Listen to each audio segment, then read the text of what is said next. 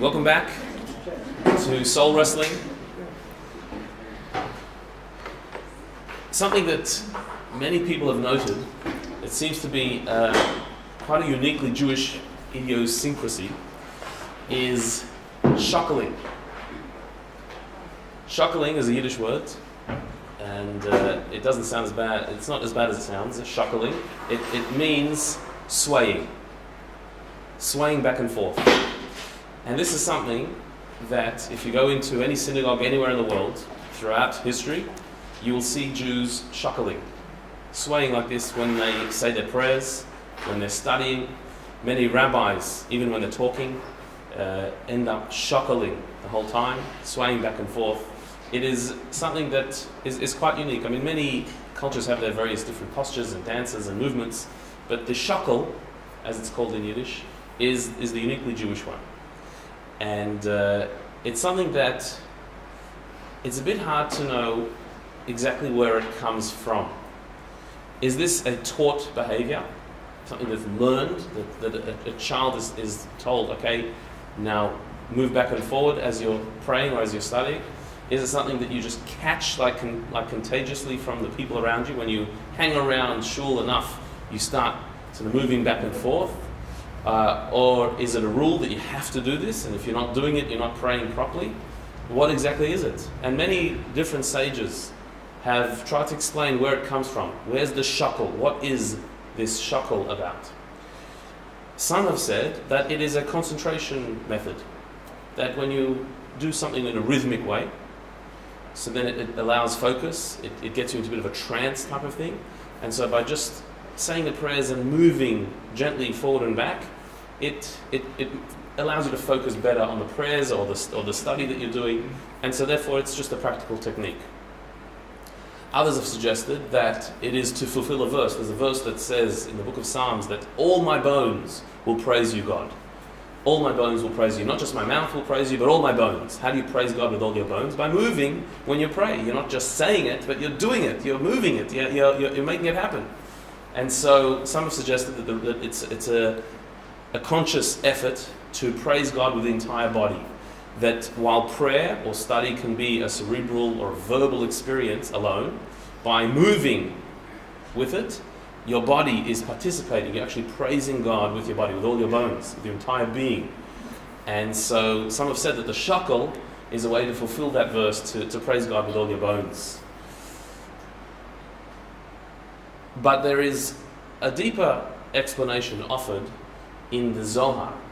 The Zohar, the great work of Kabbalah, that discusses the shuckle and says, why is it that we shuckle? Why is it that no matter where we are, even on an airplane, when you're saying your prayers, you shuckle? The Zohar says that it is actually an involuntary act. It's not something that you do consciously, deliberately. It's something that comes. And it comes as a result of your soul. That the soul is in a state of flickering like a candle. And that flickering is an involuntary move that expresses itself in the shuckle. When you pray or when you study Torah, when you connect to your spiritual source, so there's a flicker that your soul starts to experience, similar to the flicker of a candle on the wick. And that flickering, that movement, is the shuckle. Just like a candle doesn't decide to flicker, it flickers because that's what candles do, that's its nature. So too the soul starts to flicker when you pray or when you study Torah. And that flickering of the soul is expressed physically in the movement of the body, in the shuckle. That's what the Zohar says about shuckling, which is a fascinating thought, a fascinating idea, that it sort of comes from within, that our body is sometimes merely an expression of what our soul is doing. The posture and the movements of the body are sometimes driven directly by the soul's experience. If the soul is flickering, the body is shuckling. That's what the Zohar says. Why indeed does the soul flicker? What does it mean the soul is flickering? I mean, a candle indeed flickers. Why would a soul be flickering that then causes the body to flicker? So this, the Zohar says, is based on a verse. there's a verse in the book of Proverbs that says that the candle of God is the soul of man, or the soul is a candle of God. This verse uses the candle as a metaphor, an imagery to describe the soul. The soul is a candle. And so the Zohar says, being that the soul is a candle, just like a candle flickers, so too the soul flickers. But then the question just goes further. So why indeed does a candle flicker? And why is a soul like a candle? What is the parallel between souls and candles? We all recognize that candles do have a certain spiritual element to them. There is something otherworldly about a candle. Even though a candle is technically a physical thing, fire is a physical thing, a part of this world, but there is something about a flame that fascinates us. We can sit and watch flames, a little flame, like a candle, or a big bonfire. We can just sit there and look at it, and it attracts us. We're drawn to it. It sparks our imagination. It has some drama to it. It speaks to us in some way that beckons something higher. There's something holy about it. And that's why we're attracted to fire. Being in a candlelit room creates an aura, an atmosphere that normal electrical light certainly cannot equal. There is something special about it. Whereas the Friday night candles or a Yom Tov candle or just any candle that's lit, there's something about it. And we can watch that flicker. We can observe it and look at the different hues and colors in the candle. We're fascinated by it, and we don't get sick of it. We don't get bored of it. It's something that we can always go back to. There's something very powerful there. And so there is a sense of something very spiritual about a candle, which is not true about every other object in the world. Like an unlit candle, for example. Let's say some wax. So wax is a wonderful product and very useful in many ways. But I can't really imagine a person sitting and staring at wax for a long time. You can look at it for a while, but being fascinated by the wax, I'm not sure about that. I can't imagine it. But the flame on top, there's something magical about it. That not everything in the world has this power, has this draw, but fire certainly does. A flame does. Another fascinating thing about a flame that makes it very spiritual is the fact that a flame can light another flame and not lose of itself. That when you light from one candle to another, so the original candle maintains its flame, it doesn't lose when it gives over to the next flame. Normally in the physical world, when you have something and you share it with somebody else, you have less than what you began with. So if I have a bag of chips and you want some chips, we can share, that's fine, but I'm going to have less as a result of you eating the chips. Your chips that you eat are yours, they're not going to be in my bag anymore. But if I share my flame with you, I've got a candle and you need a flame, so then my sharing of the flame does not lessen my flame. Even though a fire is a physical thing, but other physical things have this limited scope where you take from it and it's gone. The fire spreads itself, shares itself, and is not diminished in its original source, which is a little bit of a spiritual type of thing.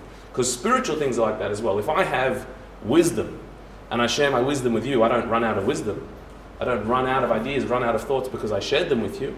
I maintain my ideas, and by giving you, I've shared it and spread it, but I keep my own wisdom. In fact, I might even expand my wisdom by sharing it with you. If I have love in my heart and I share that with somebody, I develop love. So then that love is not being diminished because I love somebody now, so I've got less in my heart, even more. There was one rabbi who was asked once, he was blessed with many children, and somebody asked him, how can you love all of them? Like this, when you have love for a child, it's so all-encompassing. How can you love so many children? How do you have so much love? And he said, on the contrary, each child that's born opens up a new infinite well of love in your heart, makes you more of a loving being. So you love all of them more because you've got more love. You don't run out of love. By loving one child or 10 children, it's not going to divide up your love. Your time, your attention, that's a different story. But your love is equal and in fact grander, bigger, more powerful the more you have. So when we're talking about spiritual realities, they're not lessened by being shared. Physical realities are. And yet fire, when you share it, it's not lessened. It maintains its original strength, which shows that there is something supernal, something otherworldly about the flame. And so when the verse in the book of Proverbs, a biblical book, says the soul is a candle of God, so we get the gist of that the soul is this spiritual entity, like a candle, God's candle. But when the Torah uses a metaphor, the metaphor is not just a nice way of saying it, the metaphor is exact.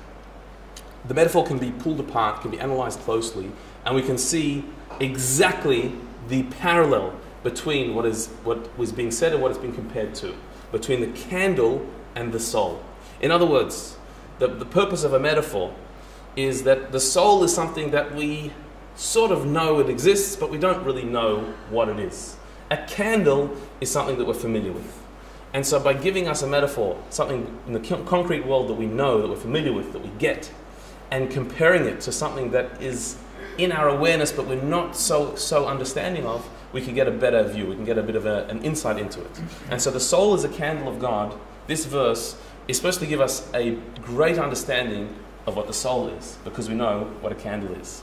And so chapter 19 of Tanya, which we're going to study this evening, delves into this verse and tries to explain it in depth in a way that will give us a greater understanding of our soul, of the power of the soul, of the direction that the soul goes, the energies that are contained in the soul, and it will explain some of our spiritual impulses that otherwise would not be very well understood. So let's delve into the words of the Alter Rebbe, Rabbi Shneur Zalman, in Tanya chapter 19. He quotes this verse and says that souls are metaphorically compared to the flame of a candle, whose nature it is to constantly flicker upwards. For the flame intrinsically seeks to part from the wick and become one with its source above, in the universal element of fire, which is in the sublunar sphere, as is explained in Eitz Chaim, a Kabbalistic work. So I think that's pretty clear. Clearly needs to be explained. That what's going on here? The souls are compared to a flame, to a flame of candle. Okay, we got that from the verse before. Now, Rabbi Shneur Zalman gives us a bit of an insight. Let's analyze what a flame is, not just in a simplistic level, but let's deeply analyze what a flame is to understand how it's like a soul. So he gives us one insight. The nature of a flame is to flicker upwards. As we mentioned earlier from the Zohar, this idea of the flickering of the flame. This is one of the nature of a flame. A flame doesn't stay still, it moves. It flickers, and it flickers upwards, which is a part of the fascination of looking at a little candle lit, that it's jumping upwards, it's flying up. So this is what's unique, I guess, one of the unique features of a fire, of a flame, that you don't really see in other physical realities. It's flickering upwards. So why does it flicker upwards? I don't know if you've ever wondered why a flame flickers upwards. Most things don't go up. Most things go down. The flame goes upwards. Why is it going up? So we'll look at the Alter Rebbe's explanation, and then we'll discuss other explanations for why flames go up. Says the Alter Rebbe, for the flame intrinsically seeks to part from the wick and become one with its source above. It's trying to part from the wick, get off the wick, and unite with its source above. The upward flicker of the flame is an attempt to jump off the wick, to be freed from the wick, and to unite with its source above, to go back to where it comes from. This is what the flame is trying to do. And where does it come from? The universal element of fire, which is in the sublunar sphere, as explained in Eitz Chaim. Eitz Chaim is a Kabbalistic work. The teachings of the Arizal, Rabbi Yitzchak Luria from Tzfat, who lived in the late 1500s. And in that work, amongst other things, is explained the idea of the elements of creation, which we've touched upon in previous classes, that there's earth, water, air, and fire in ascending order. The highest element is fire, and fire's home is in the sublunar sphere, which is talking metaphorically to a spiritual higher realm. Fire comes from a higher place, the source of fire. Fire is a heavenly creation that was brought down into this world. And so fire, because fire belongs in the heavens, it came from the higher heavens, it is flickering upwards to try and go back to where it came from. And this is why the fire does not sit still, and this is why the fire doesn't go left or right or down, it goes upwards, it flickers upwards because it's trying to go back to the heavenly source from whence it came. This is the nature of fire. Now, why does the fire not come off the wick? Why does it not succeed? It's stuck there, it's held on there. So it's constantly pulling upwards, but it's being held by the wick. And we'll discuss a bit later why the fire doesn't leave the wick. If it's trying so hard, why is it not successful? Or is it? Maybe it is. Maybe it gets there. But before we go into that, let's analyze again these words.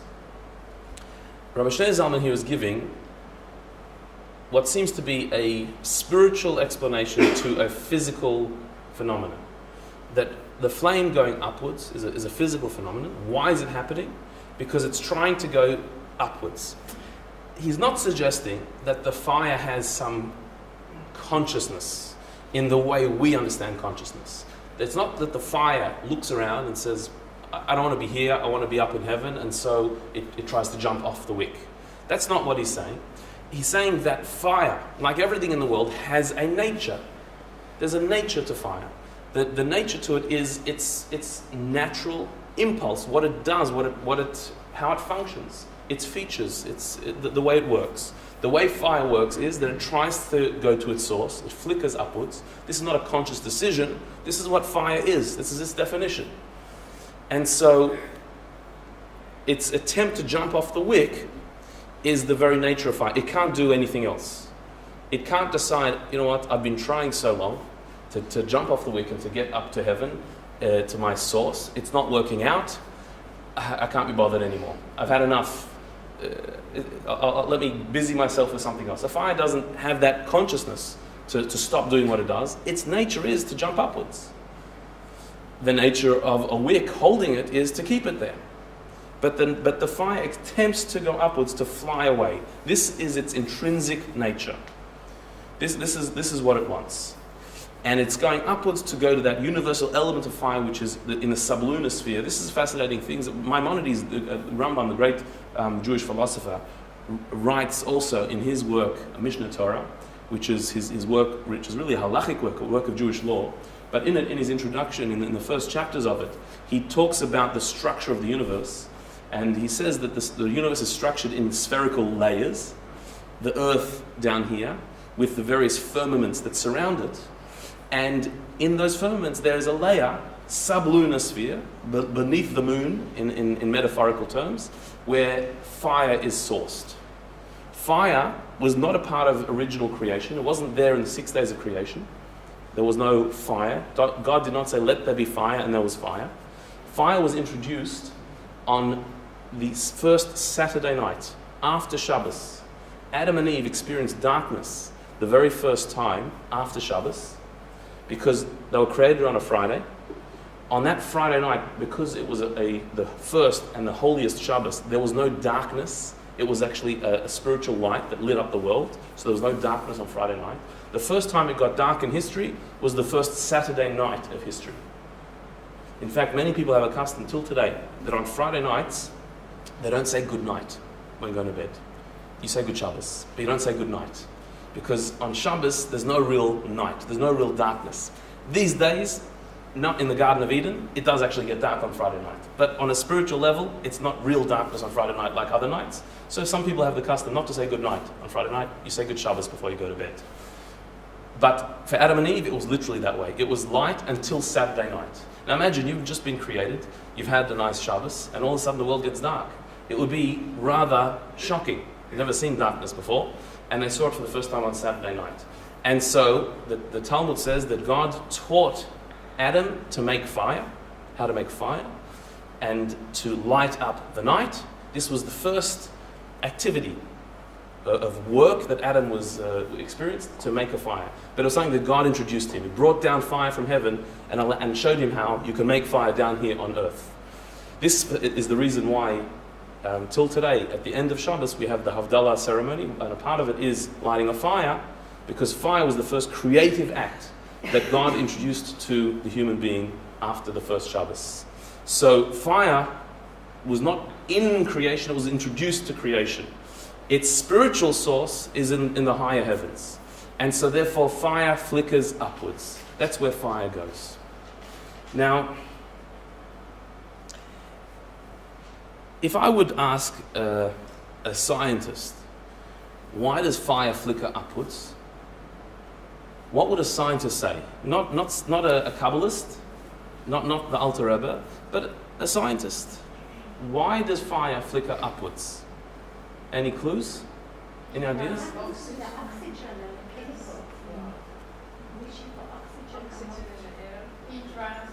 Oxygen, chemical heat rises. Yeah. Yeah, something along those lines. So, in other words, we know there's a law of gravity, which we say what goes up must come down. It's not a very accurate description. The one on the bottom is a more accurate description of the law of gravity, which I think speaks for itself. I tried to figure out what these things are, but I didn't. So the law of gravity is basically that things go down, generally. I mean, in a very simplistic way. That from our perspective, you know, with the way we're looking at gravity, things seem to fall. That was the discovery of gravity. But of course, there are exceptions to the law of gravity. That not everything seems to go down, and fire is one of them. Fire is an exception to the law of gravity. That it goes up, it doesn't go down. So, from a very simplistic standpoint, why would most things, like this fella is going to go down pretty soon, but fire keeps on going up and defies the law of gravity? Why indeed is that? If gravity is a pull downwards to the earth, so then how is fire defying gravity? So again, a scientist will not be in any way disturbed by this question. This is not a big issue. It's a question of the density of the matter. That how dense the matter is. If the matter is more dense than the atmosphere around it, it goes down. If it's less dense, then it goes up. So fire is less dense than the air around it, so it goes upwards. Whereas this guy or the wax or most physical objects are more dense than the air. They go downwards, and that's explained by this formula down the bottom. If you want to look into it. So scientifically, it's very simple.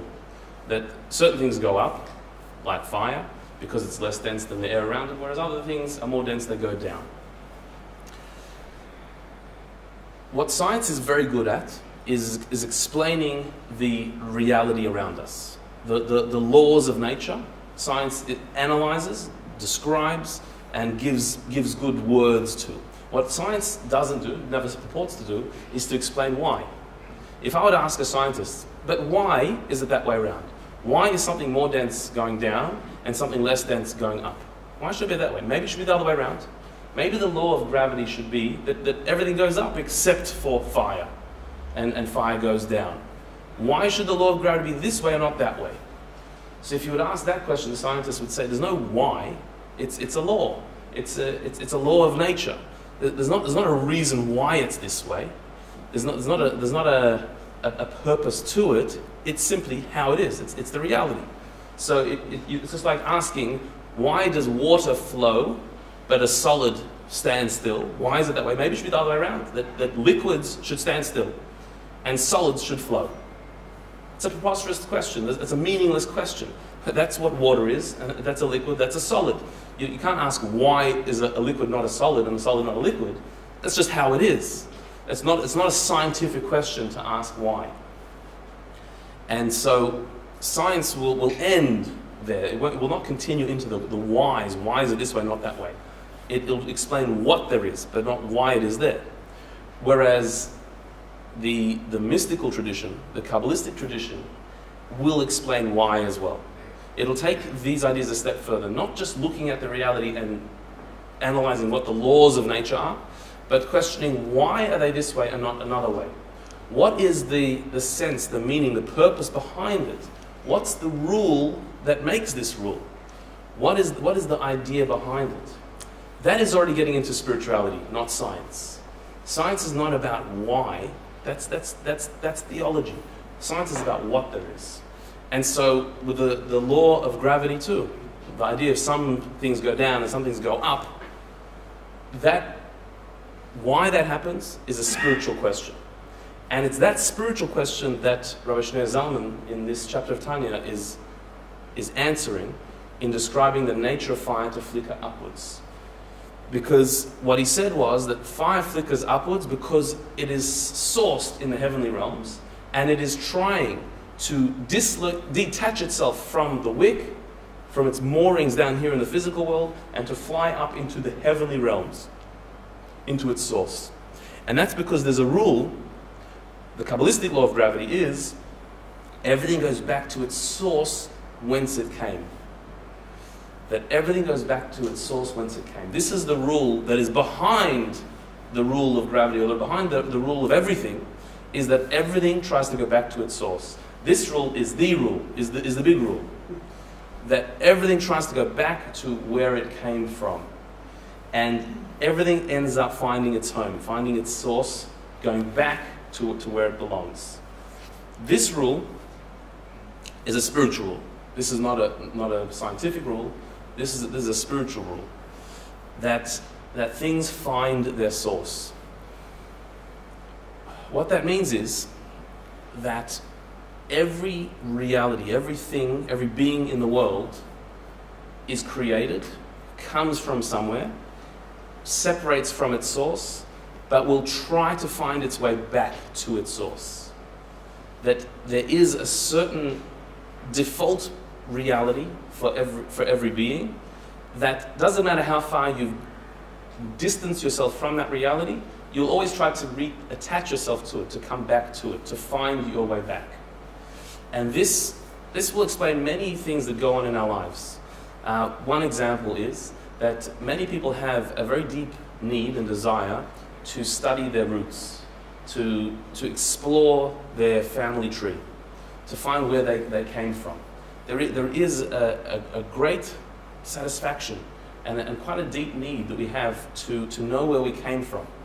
And even though much of our lives we don't spend being preoccupied with this, but if we discover something, we find a bit of information, or it comes to light, or at a certain time in our life, it becomes a very important thing to know where we came from.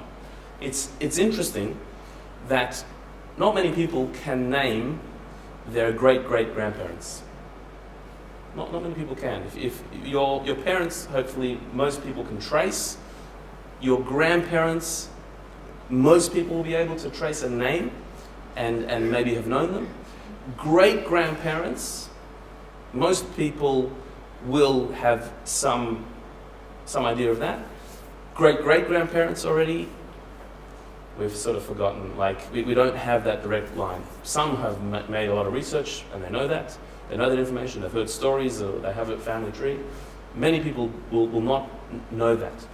But if they were given opportunity to find out about their great-great-grandparents, if something was discovered from them, a document or some object that they owned, so it would be very exciting. There would be a very deep connection to it. We would want to know. And this is because we want to go back to our source. Where we came from pulls us. We're drawn towards it. And so no matter how far back it is, no matter how far distant we are from our source, we want to connect to it. We want to go back to it.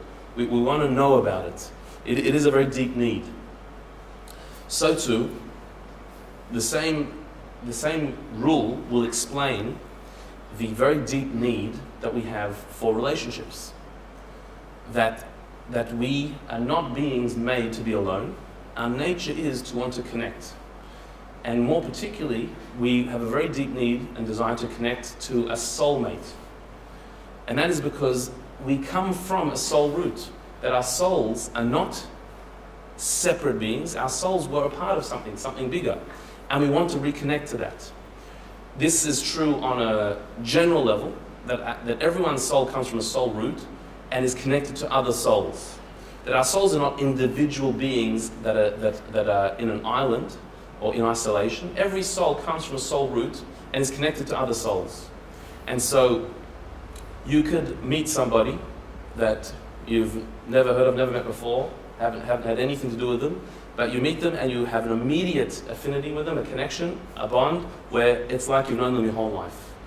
And they may be from a different culture from you. You may not even speak exactly the same language, but a connection is formed very quickly. This could be because you're from the same soul root, your soul family, even though you're not maybe biological family, but your soul family with this person, and then you feel this connection. And so this can happen several times in your life. There are many people that could be distant in a geographical sense, but spiritually very close, because your soul connection is there.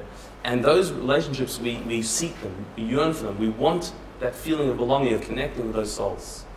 On a more specific level, every soul is split into two before coming into this world, and seeks that other half, the other half of its soul, its soulmate.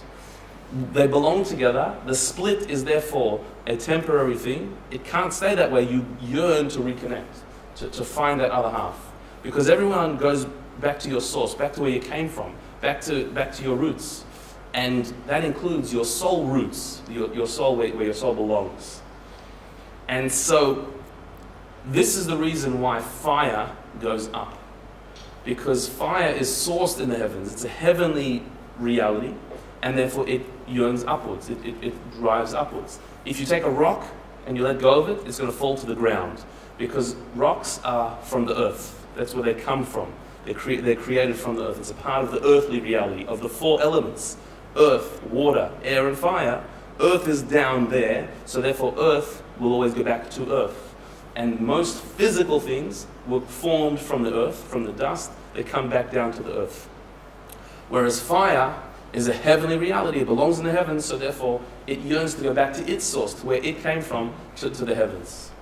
And so it's not just the density of the matter, whether it's this way or that way.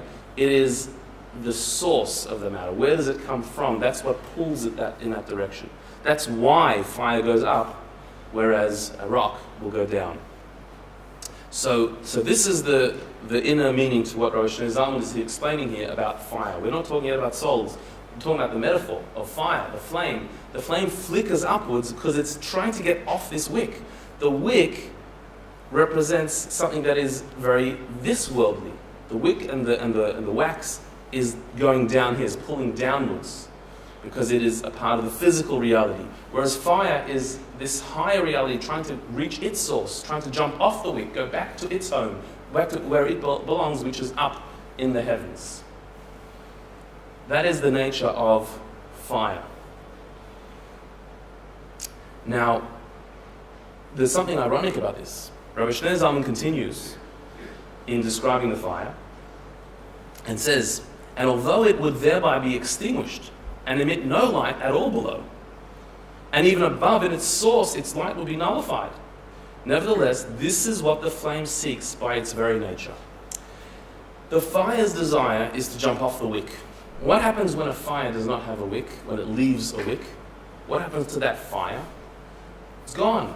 You can't have a fire without a wick. So it needs the wick and the oil, or the wax. It needs to be fed, needs to be nourished by something to create the light that is fire. If in theory the fire got what it wanted, it was able to leave the wick and go back to its source, where would the fire be? It would cease to exist down here as a flame. There'd be no fire, there'd be no light. It wouldn't be emanating anything.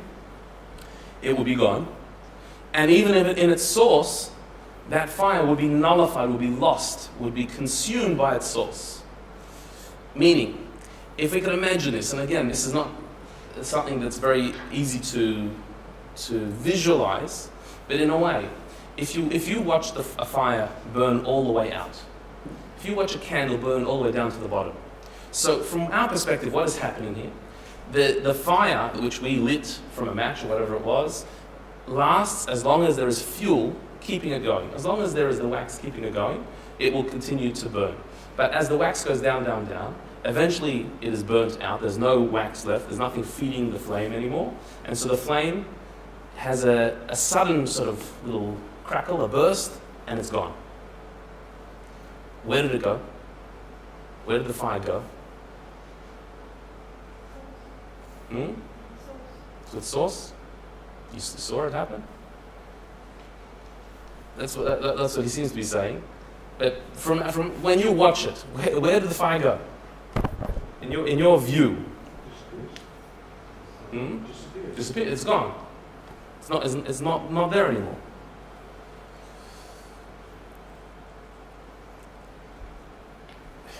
But things don't disappear. Like things don't disappear. That doesn't happen. Well, isn't it because the fuel has disappeared? What fuels the wick has burnt down, so there's no more fuel for the flame to burn. Right. So So where is it now then? There's no fuel for it, but there's it. Where is it? There is a rule that nothing is lost in this world. Nothing actually disappears. Things change form. But so where does a fire go when it runs out of fuel? Now again, I'm sure a scientist has their explanation of what happens to the fire. But from a spiritual perspective, the fire is not gone. It's not ended. It hasn't disappeared. It has moved on. It has moved to its higher source. It's gone back to its spiritual source where it came from. That as long as there was a physical seat for it, as long as there was a fuel holding it down, so it had physical presence, it gave off light, it was visible, it was a part of this world. But as soon as that physical presence has run out, as soon as there's nothing holding it down here, it gets what it always wanted, what it's always been trying to do, and that is to jump, to fly, to be subsumed in its source. And so that final flicker, that little, at the very end of when the flame is about to disappear, it has a little flurry. That is the moment where it's set free, where it pops out of its limitation on the candle, and it flies to its source. It's gone to its spiritual source, which means it's no longer emitting light down here. In fact, it's not emitting light up there either in its source. It's subsumed in its source. It's disappeared into its source. Not that it's disappeared into nothingness. It is just not the something that it was before. As long as the fire was on the flame, on the wick, it was giving light and warmth. Now, it's not doing that anymore. Not because it's a non-entity, because it doesn't have its separateness anymore. It doesn't have a physical house to give light down here. And in its spiritual source, it's part of the general the divine light, the source of fire up there. It's not a separate entity anymore in the way it was down here. Which is a strange thing, that the desire, the nature, the yearning of the flame is to lose itself. Is not to maintain itself, but to lose itself in a higher source.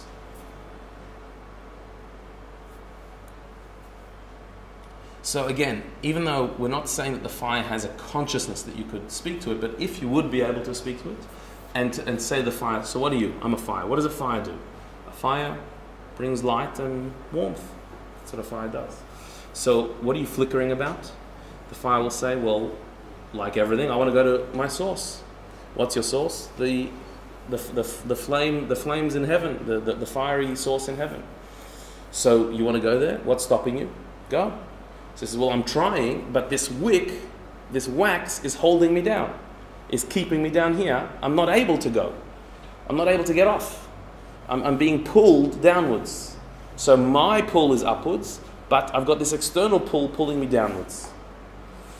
So we say to the fire, okay, so wait a few minutes. And you wait, it burns out the wax runs out, and then the fire gets what it wants. And so we ask the fire, so now you're ready to go? It says, yeah. And what's going to happen to you when you go? I'm not going to be emanating light anymore or warmth. In fact, I'm not even going to be a me in the same way as I am now. I'm going to be a part of the whole. And that's what you want? That's exactly what I want. That's what I wanted all along. And as soon as the fire gets that opportunity, it flies away.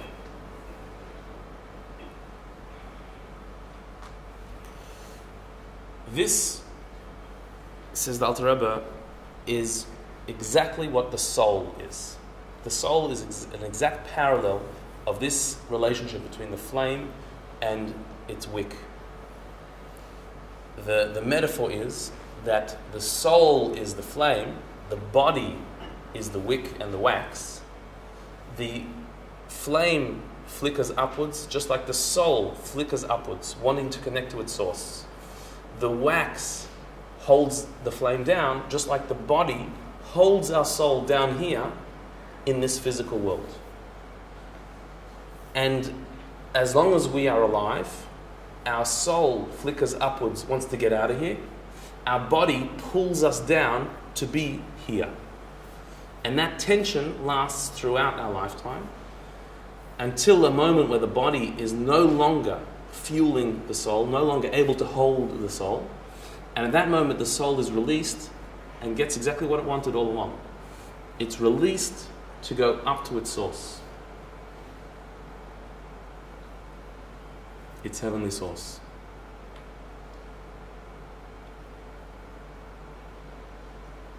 And that means that the soul, after leaving the body, is no longer emanating light and warmth in the way that it did during its lifetime in a body. It's no longer a flame in this world. It's also no longer a separateness in the same way as it was in this world, a separate egotistical entity. It enters into the realm of the all. That doesn't mean that it's lost, that it doesn't exist. It does exist. It doesn't mean that there's no sense of identity. There is, but not with the separateness that there was down here in this world.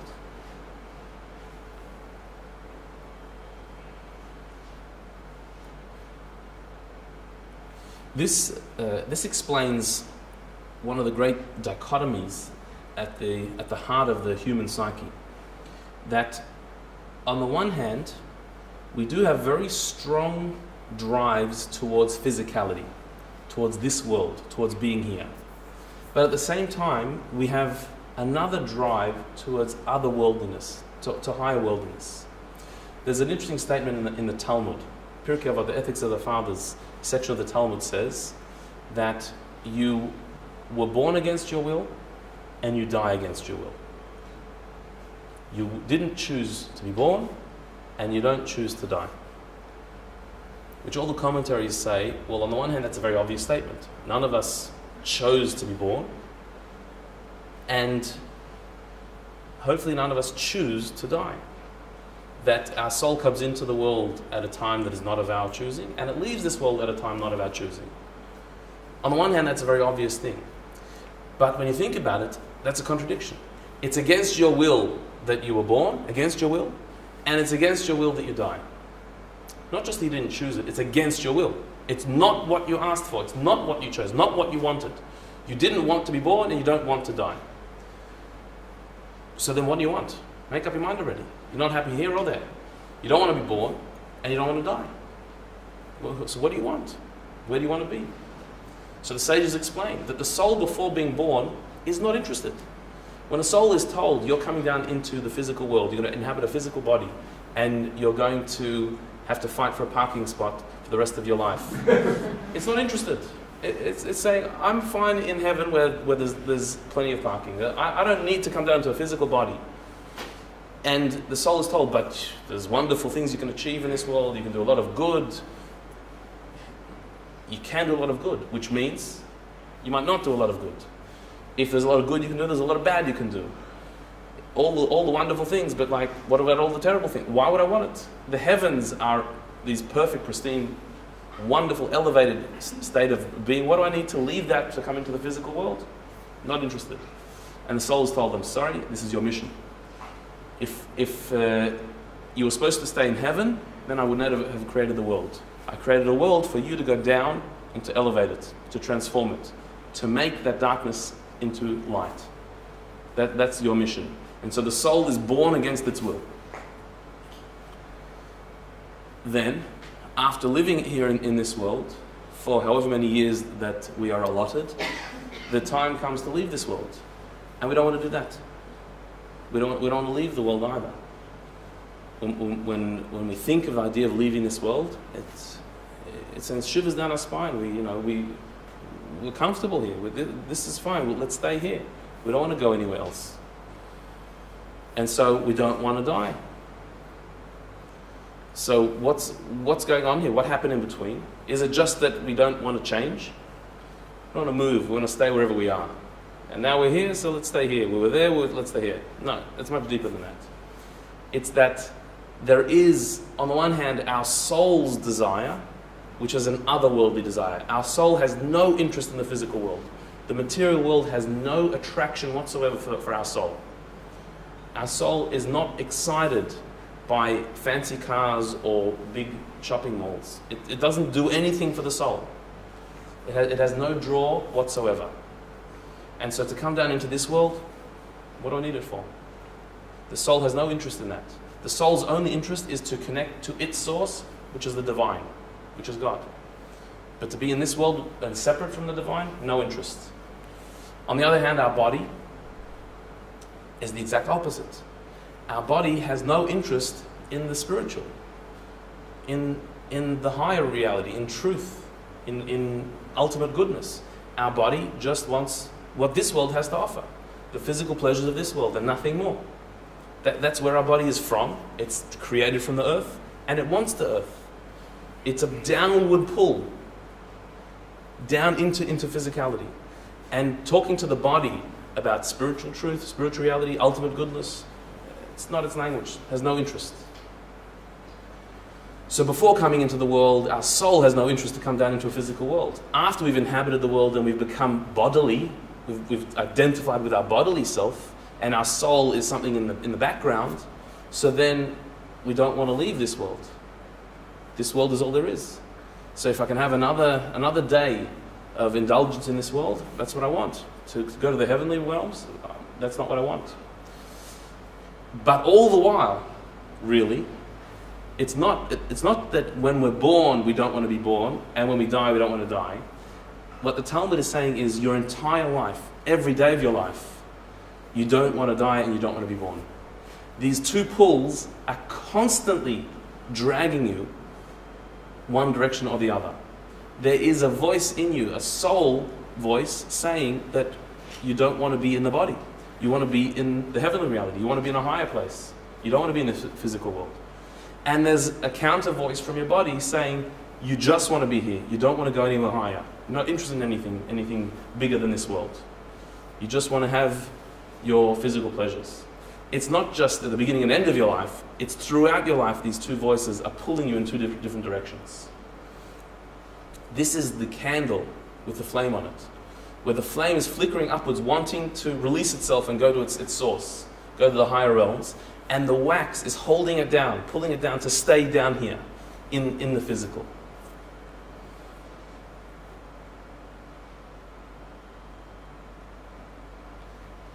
This tension is not a bad thing at all. This tension is how we're created, how we're supposed to be. We're supposed to live with this tension of being pulled downwards and yearning upwards.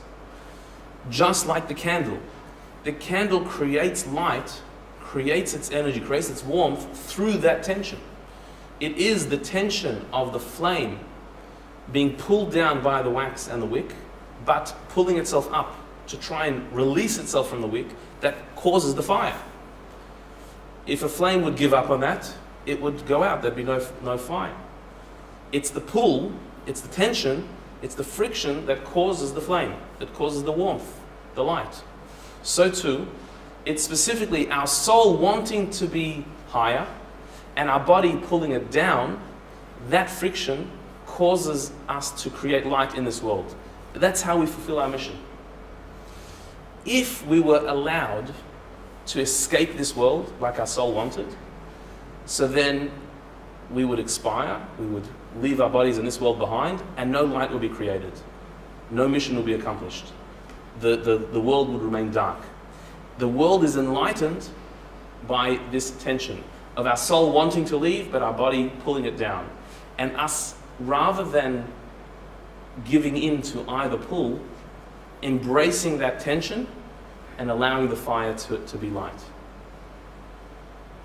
Meaning, in this state of tension where you're being pulled in two opposite directions, the body just wanting to indulge in physicality and the soul wanting to disappear from this world and go into the heavenly realms, in this pull in either direction, it's not comfortable.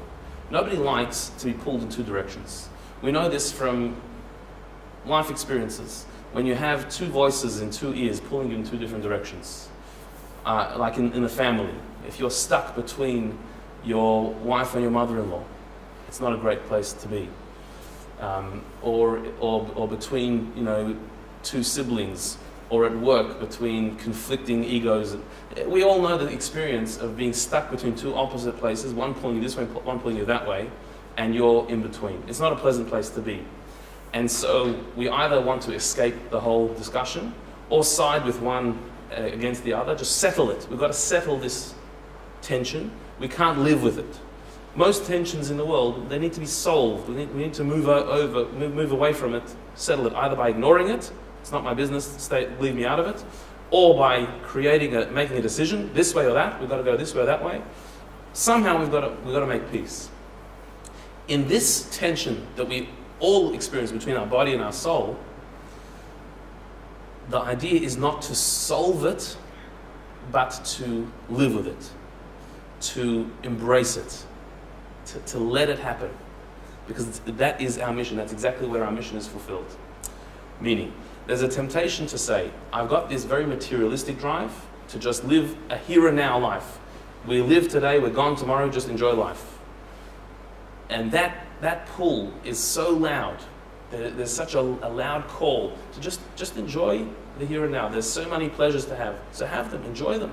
Live life to the full means live a very hedonistic life. Enjoying, seeking as much pleasure as you can. Eat and drink and be merry, for tomorrow we die. That is one voice in us. And if we would follow that, we'd find a certain peace. Forget about spiritual higher purpose. Forget about your mission in life. Forget about trying to find meaning, bringing goodness to the world, solving the world's problems, and being a righteous soul. Forget about all that. Just enjoy life here and now. As long as you don't hurt anybody in what you're doing, that's a good enough philosophy. I don't hurt anybody. I seek whatever pleasure I want, as long as it doesn't hurt anybody else. Then my conscience can be quietened. I'm not ruining anybody else's life. I'm just seeking my pleasure. That is a very tempting, very compelling argument and way to live. And that's pulling in one direction, the body's direction. Just sticking with the body's desires. The pull of the soul to live a higher life, to live a life of meaning, to live a life of devotion to higher purpose. Too complicated, too hard, too inconvenient, too abstract. Let's leave that for some other lifetime or some other person. It's not for me. You pull to one direction. And you find a certain peace. You're not in conflict anymore. I'm just listening to the body's drive. I'm following my impulses, my instincts. If it feels right, I go with it. That solves the problem to some extent.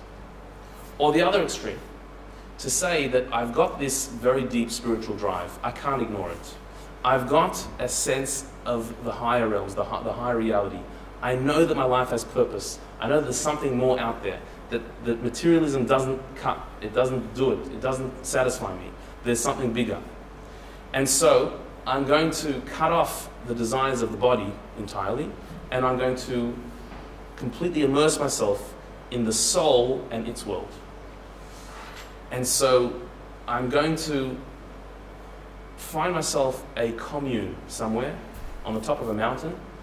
I'm going to disconnect from the noise of this world, and I'm going to enter a meditative higher consciousness where I'm floating.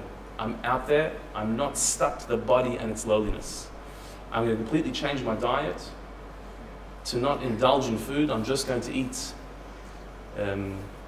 chia seeds and nothing else. And I'm going to be in a higher realm. Not interact with people, because people are petty, are lowly. They have too much negativity in them. I'm going to be alone and find truth. To not be in the pull of the body, I'm not interested. I'm going to let the soul pull me all the way. Either of these two extremes will give a certain sense of peace for a while, a certain sense of release from the tug of war. I'm not being pulled in this direction and that. I'm not living two lives. I'm not going back and forth. I'm just in one area, one focus, and ignoring the other. It will work for a while, but the other voice will come calling back. There is going to be a tension, and it's not going to last very long. The hedonistic life is going to be too empty. It's going to be so frustrating. There's going to be a void at the center of it. To think that we're just here to feed ourselves, to indulge, that can only last so long, until the call of our soul is going to say, where are you? What are you doing? It's not going to work. On the other hand, going full throttle into the world of the soul and ignoring the body is a very dangerous path as well. Because the body will react. Most likely, it will come back with ugliness, with even more lowly desires than ever before. But even if not, if you're successful in going on the soul path and ignoring the body, so then what will happen to you is what happens to the flame if it was successful in leaving the wick. It leaves this world. There are stories in Jewish tradition of certain souls who left this world as a result of not being connected enough with body, going into the world of soul and not being down here in the body. Two famous examples were the brothers Nadav and Avihu, the sons of Aaron, the brother of Moses, who entered into the sanctuary, the tabernacle, and brought what the Torah describes as a strange fire that they were not commanded to bring, which the mystics explain as being that they came in a very elevated state into the tabernacle, but in a way that they weren't being asked. Their souls were so on fire with passion and love for God that they lost interest in the physical world. It says about them that they were not married. They refused to start families because they said having a family means changing nappies and making a living and being too involved in the physical world. They wanted to be holy beings, and so they didn't involve themselves in family life. They were on a very high spiritual level, but they were not connected to this world. And so when they entered the sanctuary, the holy space, rather than that being an inspiring experience to bring back down to life, it actually was a consuming experience that took them away from life, and they died. Their death was not a punishment, it was a natural consequence of their spiritual state. They were not connected enough to this world to come back. That's soul without body. That's the flame leaving the wick. And that's not the purpose. The purpose is to embrace the tension of saying, my mission is to be in this world, but want to be up there. To make this world into a holier place, to bring light and the flame of holiness into this world, I have to be present in this world. I have to be in my body. I have to be looking after my physical self, but in a way that I'm not consumed by that. I want to be in a higher place. I want to be up there, but God wants me to be down here. That my soul wants to expire, but God put my soul in a body for a purpose, for a mission. And it's through that tension of living a physical life, but not a materialistic life. By being present in the world, but having a spiritual purpose, a spiritual yearning, that tension creates a flame, creates a fire, creates warmth, illuminates the world. Not falling to either extreme. In the words of Rabbi Zalman, in like manner, meaning like a candle, does the neshama, the soul, naturally desire and yearn to separate itself and depart from the body in order to unite with its origin and source in God, the fountainhead of all life, blessed be He. though thereby it would become null and void, completely losing its identity with nothing remaining of its former essence and being. The soul leaving the body becomes subsumed in the divine reality. It's no longer the entity like it was in this world. And yet that's what the soul wants. Nevertheless, this is its will and its desire by its nature. The very nature of the soul is to leap off the body. This is where it wants to go. And so living, being alive, means to allow that tension to continue. If you want to be a candle is only really a candle when there's a flame and a wick with wax. You can't call it a candle if it's not lit. It's technically a candle, but it's not functioning as a candle until it's lit. And a flame without the wick and the wax is also not a candle. It's lost its identity. It's only when the two are together that you actually have something there.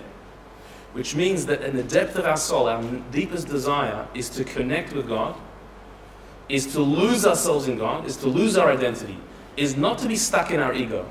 That is what our soul wants. And yet, what God wants is for us not to do that, to have that desire but not to do it. Because if you do it, then you're finished. Rather live with a spiritual yearning than die for it. Not to lose your existence for it, but to exist with it, to be alive with it. That's the tension that the wax, the wick, and the flame create together.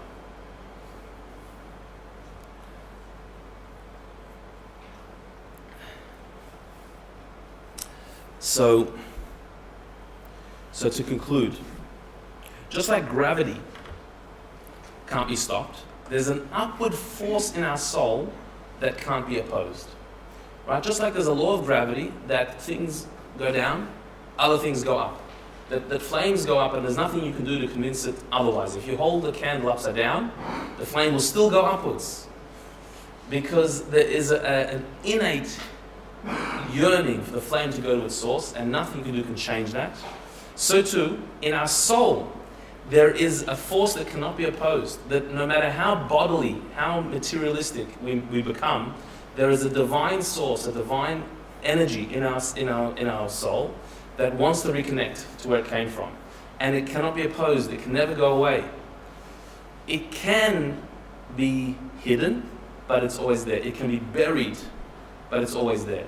Meaning, you do have people, and sometimes we come under this category, that we live a very hedonistic physical life, and the spiritual yearnings don't seem to come to the fore.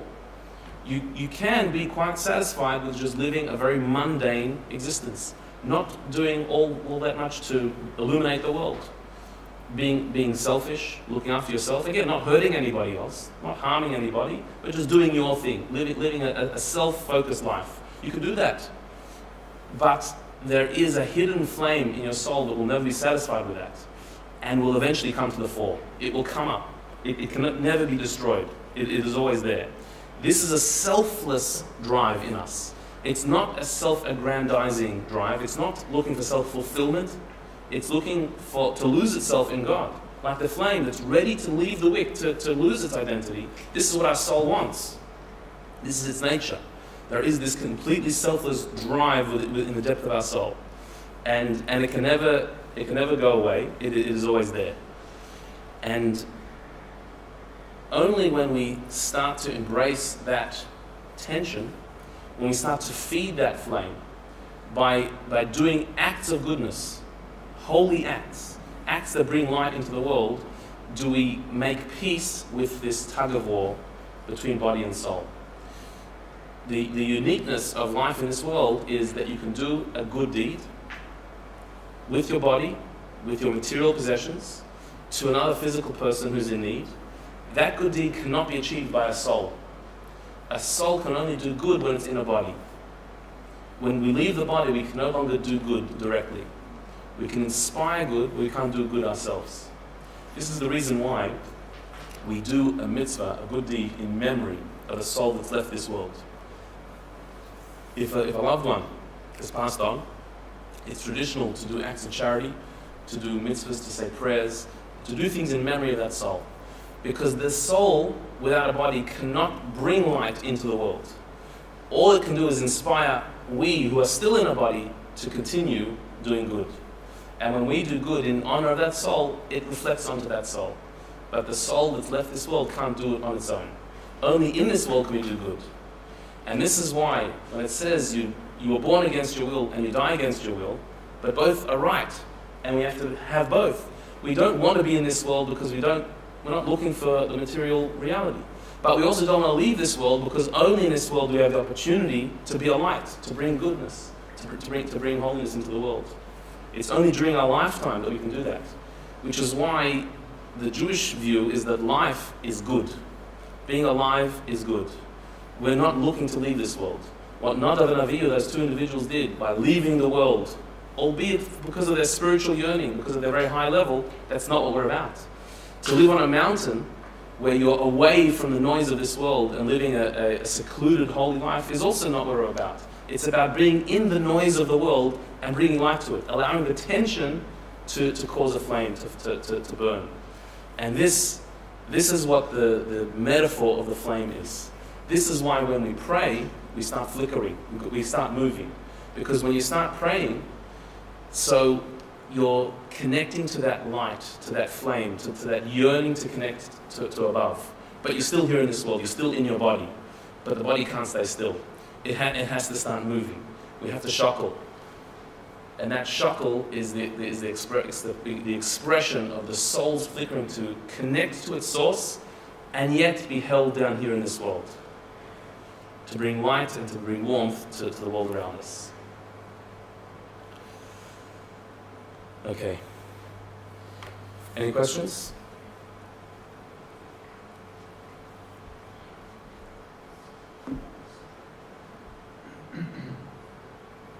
No?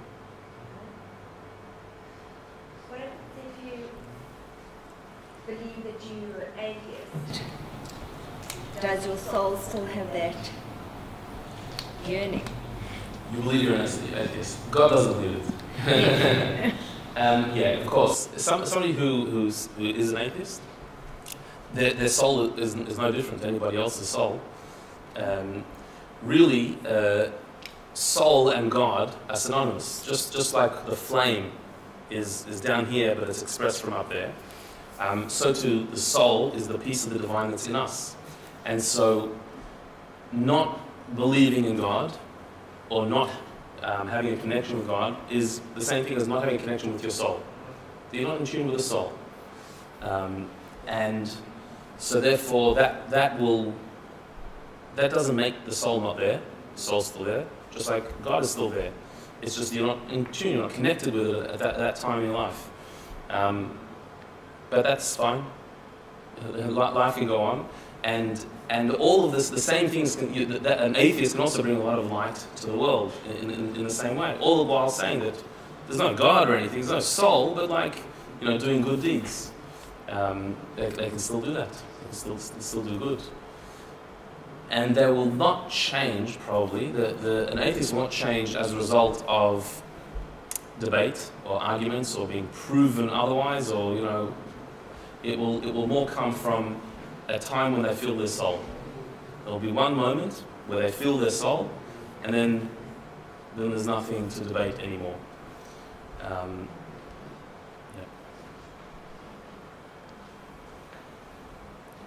Is there any commentary on, I don't know if it sounds a bit negative, but the destructive side of sort of the flame and fire? Because I feel sort of in a candle it's very controlled, and if you're cooking something on a barbecue, again, it's very controlled and you've got this sort of physical bound on it. Yes. But by its very nature, fire is indiscriminate and all-consuming. Yes. And does effectively, at the end of the day, destroy the candle. Correct. So there is, what we studied in chapter 2 of Tanya, chapter 1, the end of chapter 1, that there are the four elements are found in our soul, both in positive and in negative form. There's the negative form of all these elements as well. And so the element of fire in its negative form is expressed in anger, for example. That anger is something that burns within us, is the negative fire in us that consumes and that destroys, and when it's it's let out of control. So yes, certainly this is not saying that fire is innately a good thing. There is, to all the elements, including fire, the positive side of it, which is when it's in the candle, doing its use. The wax wants to be burnt up. That's the purpose of the wax. And the fire's job is to burn it. They're creating a team to create light. That's their purpose. Whereas an out-of-control fire in our soul would be anger, would be an expression of that would be consuming both, first of ourselves. Anger, first and foremost, consumes you. You are not functioning. You're not able to think clearly. You're not able to fulfill your role, your mission, when you're consumed with anger. And if it spills over, it will cause harm to others. So absolutely, there's the negative side. And that's a Kabbalistic teaching generally, that every reality has its two equal and opposite forms, the positive and the negative, the good and the bad.